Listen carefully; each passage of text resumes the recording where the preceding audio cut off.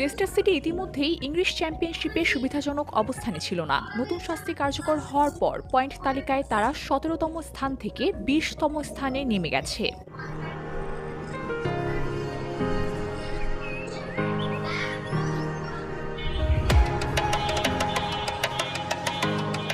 ২০২৩-২৪ মৌসুম পর্যন্ত ৩ বছরের জন্য লাভ ও স্থায়িত্ব বিষয়ক নিয়ম ভঙ্গের অভিযোগের কারণে গত বছরের মে মাসে লেস্টারের বিরুদ্ধে অভিযোগ এনেছিল ইংলিশ প্রিমিয়ার লিগ।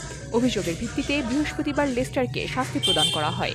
গত মৌসুমে ইংল্যান্ডের শীর্ষ লিগ থেকে অবনমন হয়েছিল লেস্টার সিটির। বর্তমানে ক্লাবের স্থায়ী কোনো কোচ নেই।